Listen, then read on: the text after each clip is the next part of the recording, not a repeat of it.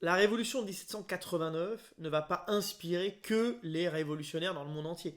Elle inspire aussi les commerçants, et notamment un homme qui s'appelle Alexandre Balthazar Laurent Grimaud de la Reynière. Grosse carte d'identité.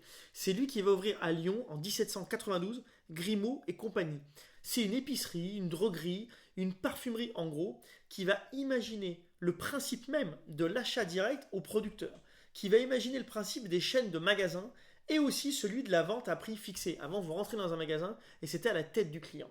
Il va ouvrir des Grimaud et compagnie dans différentes villes françaises, tandis que l'introduction du chemin de fer va permettre d'acheminer au cœur des villes les biens manufacturés, et les tramways, les hippomobiles, vont amener les clients directement sur les points de vente. C'est la révolution industrielle et l'exode rural qui suit qui vont inaugurer l'ère de la production de masse et qui vont transformer la distribution française. Parce que, après 2 siècles de déchirement du tissu communautaire de toutes les sociétés urbaines qui va justement mener à la Révolution, eh bien, à la seconde moitié du XVIIIe siècle, c'est des opérations immobilières qui vont, des promotions, qui vont ajouter une ségrégation verticale, euh, en fait, dans la ségrégation par quartier qu'on connaissait. Vous avez, vous savez, le deuxième et le cinquième étage des bâtiments haussmanniens qui sont pour les bourgeois et les autres pour les gens plus populaires. Ce sont aussi des îlots neufs qui vont être investis par les plus riches, les plus opulents, les plus distingués et qui vont participer de cette fameuse éternelle cascade de mépris qui va construire aussi ce sentiment de supériorité qui conduit à des comportements de violence d'ailleurs à l'égard, je cite, des roturiers. Parce qu'à l'époque, c'est qu'en réaction que le peuple et les bourgeois, après les insurrections révolutionnaires de 1789, de 1830 et de 1848, qui vont développer une conscience identitaire commune qui va s'organiser d'ailleurs autour de nouvelles solidarités. Des solidarités ouvertes, mais aussi des solidarités de repli. L'exemple le plus connu, c'est la commune de Paris en 1871, qui continue aujourd'hui encore d'alimenter l'imaginaire des classes populaires, aussi des classes moyennes, et puis globalement de la gauche et de l'extrême gauche. Parce que cette classe moyenne, dès l'époque, elle ne peut pas résister en fait à l'émergence de différences.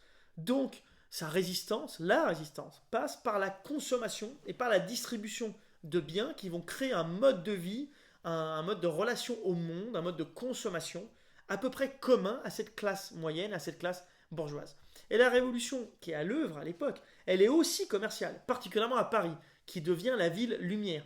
En 1853, Napoléon III donne au baron Haussmann une mission, celle d'assainir et d'embellir la capitale, Paris. Et en 17 ans, il va réussir, Haussmann, à modifier 60% de la capitale, avec une politique qui facilite l'écoulement des flux, les flux de personnes, les flux de marchandises, mais aussi l'air et l'eau. Il va aussi réussir à prévenir les soulèvements populaires en éparpillant les ouvriers dans de très nombreux quartiers, des quartiers nouveaux. Ça va permettre à Paris de dépasser Londres pour devenir la capitale du plus grand pays, alors que Londres est le plus grand pays industriel de l'époque. Et c'est aussi, au-delà de Haussmann, grâce à la capacité des commerçants parisiens à développer l'expérience des consommateurs, principalement des consommatrices d'ailleurs, la développer en insufflant une notion nouvelle, une notion de plaisir et la propension à créer des modes. C'est à Paris d'ailleurs que le créateur anglais Charles Frederick Worth a créé la toute première maison de haute couture en 1858. Et 5 ans plus tard, un chef de rayon d'un magasin de nouveautés va racheter des parts du bon marché pour le transformer en un nouveau concept, le concept du grand magasin. Le bon marché, ça va être le tout premier au monde. Parce que cet homme, qui s'appelle Aristide Boucicaut, c'est un pionnier. Il va transformer toutes les méthodes de vente qu'il a vues, qu'il a expérimentées, en apportant une offre de service, la première, et aussi une animation commerciale très novatrice pour l'époque. Par exemple, c'est le premier qui va afficher ses prix en clair. C'est le premier qui va proposer des prix d'appel, avec une politique de marge très réduite sur certains produits pour attirer les clientes et leur vendre d'autres produits. C'est le premier qui va organiser des événements pour chacun de ses rayons, la semaine du blanc par exemple. Il va aussi organiser la reprise des produits, leur remboursement, et puis la livraison à domicile pour ses clientes. Et à l'époque, moment de l'inauguration, on est en 1877, Au Bon Marché, c'est son nom, propose un choix inégalé dans le monde. Sur 40 000 mètres carrés de vente, c'est 16 000 clients par jour. 47 rayons, jusqu'à 3500 employés. Ça va être la première entreprise commerciale au monde jusqu'à un incendie qui va quasiment détruire le bon marché en 1915. Et les grands magasins, les grands bazars d'ailleurs, vont amener la faillite de beaucoup de petits commerces et la constitution d'une nouvelle petite bourgeoisie consumériste. Vous l'avez, j'imagine, lu, pas le livre d'Émile Zola, Au bonheur des dames, qu'il a écrit en 1882. Zola, en fait, pour l'écrire, pour raconter cette nouvelle classe bourgeoise, il est allé étudier dans le détail les grands magasins de l'époque. Il est allé voir les dirigeants du Bon Marché, les dirigeants des grands magasins du Louvre, pour écrire Au bonheur des dames. Et en province, la révolution commerciale avance aussi à marche forcée. Elle part de Reims, lorsque un petit ouvrier, un tisserand, qui s'appelle Étienne Lesage, fonde en 1866 les établissements économiques des sociétés mutuelles. Il développe un concept qu'on appelle le concept de maison, avec des succursales multiples, qui permet en fait des économies substantielles en intégrant certaines fonctions, les fonctions de gros en l'occurrence, donc l'achat, l'entreposage, la livraison, aux fonctions de détail. Et ce commerce de détail à l'époque, il est si morcelé que les prix d'un gérant mandataire de succursale, par exemple de sa maison, sont 15 à 20% inférieurs à ceux pratiqués par n'importe lequel des petits détaillants qui font l'identité de la France. La concentration des achats dans ces circuits courts, et la maîtrise de la logistique, à une époque où il n'y avait pas les mêmes moyens de transport, et aussi sa maîtrise de la gestion, la comptabilité, vont faire la fortune de Legros, mais surtout de tous les succursalistes, en même temps que la colère, la haine des grossistes qui se trouvent blacklistés. Parce que la fonction d'achat à l'époque, elle est prédominante. Donc les grossistes et les distributeurs intégrés, ils spéculent sur notamment les produits de première nécessité. À l'époque, c'est le pain, c'est l'épicerie, donc tout le sucre, le café, les haricots, le charbon, les huiles, c'est les liqueurs, la charcuterie, la bonneterie, c'est les chaussures, et c'est ces produits-là que le sage va commercialiser en premier. À l'époque, ce sont beaucoup d'enfants de commerçants qui, pour survivre, vont vont rejoindre cette dynamique des maisons pour essaimer dans toute la France, sur tous les territoires, et pour apporter à une très vaste clientèle qui a des revenus modestes, dans les endroits souvent les plus reculés, exactement les mêmes produits qu'ailleurs, au même prix, avec la même qualité. Et donc la même expérience finalement de consommateur que dans les grandes villes, créant un espèce de jacobinisme français du commerce. Le jacobinisme, vous savez, c'est l'idée selon laquelle le pouvoir, elle est héritée de la Révolution, doit être organisé de façon administrative, mais surtout de façon centralisée.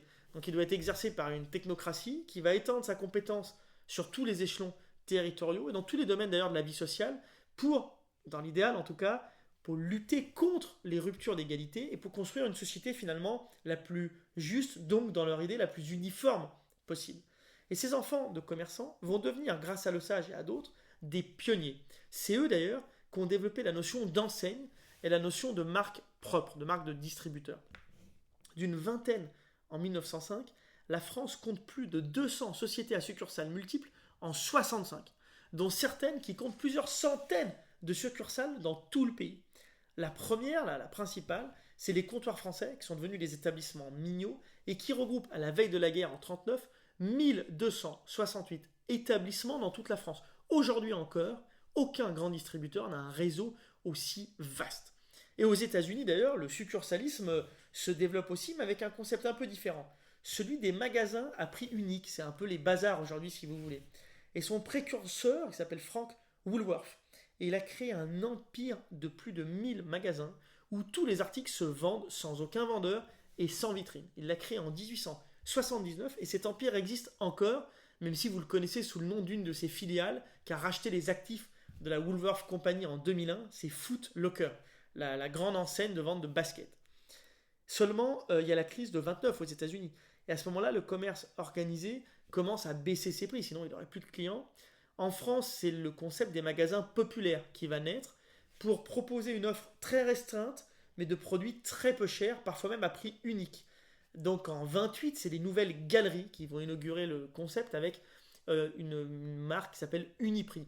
Ensuite, le printemps va lancer Prix Unique en 1931. Et en 1932, c'est le gendre du créateur des Galeries Lafayette qui va ouvrir le premier magasin à prix unique en France à Rouen.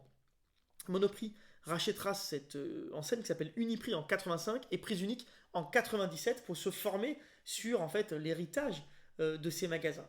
C'est eux d'ailleurs qui ont inventé l'affiliation. C'est eux qui ont lancé les fameuses marques de distributeurs parce qu'ils voulaient tenir la dragée haute aux tout-puissants industriels qui avant-guerre décidaient globalement des prix. Parce que la guerre a transformé, il faut bien le comprendre, extrêmement violemment, mais surtout extrêmement durablement l'appareil commercial français.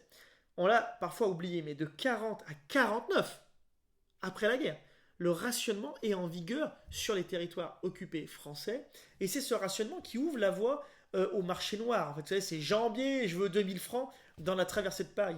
Et ce marché noir, c'est lui qui favorise les réseaux atomisés du tout petit commerce de ravitaillement et qui va tuer le commerce intégré. C'est la vengeance des petits commerçants.